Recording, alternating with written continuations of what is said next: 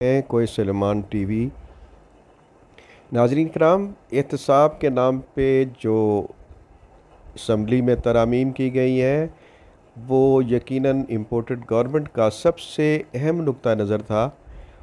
वो बहुत जल्दी तब्दीलियाँ भी हो चुकी हैं, उसमें एहतसाब के कवानीन में तब्दीली, और उसके बाद जो बाहर हमारे पाकिस्तानी आबाद थे उनको वोट का हक़ से उस महरूम कर दिया गया और वोटिंग मशीन का हक़ भी ख़त्म कर दिया गया।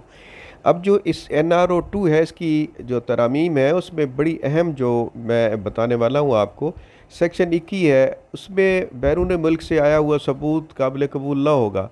इससे मरीम नवाज़ को फ़ायदा हुआ, उसके जो कैबलरी फ्रॉड केस था वो ख़त्म हो गया। इसी तरह सेक्शन 14 में मुलज़म की असासों की मनी ट्रेल देने की ज़िम्मेदारी ख़त्म, नवाज शरीफ के सारे केस ख़त्म। सेक्शन 9 में असासों की तारीफ़ तब्दील हो गई, जिससे शहबाज और दीगर मामलात और इनके केस तमाम ख़त्म हो चुके हैं।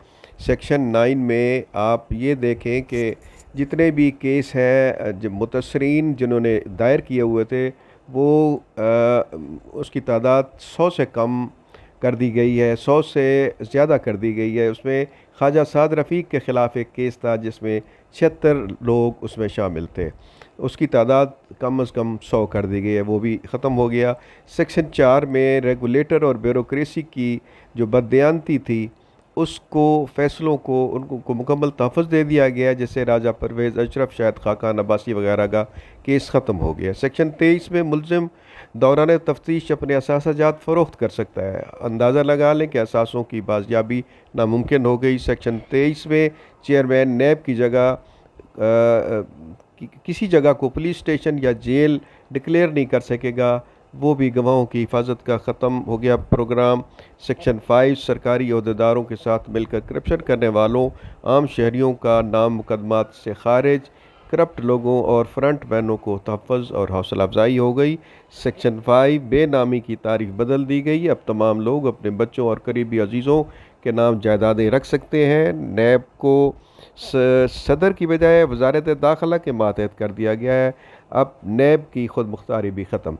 अब इस सारी सूरत हाल आपके सामने है। अब इनको फ़ायदे तो इन्हीं लोगों को हो रहे हैं जिन्होंने ये गैर मुल्की आकाओं की मदद से इस मुल्क में एक ऑपरेशन जो हुआ है उसके तहत इमरान खान की हुकूमत को ख़त्म किया गया है।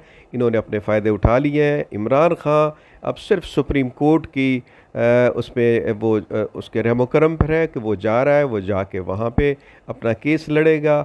देखते हैं कि क्या होता है।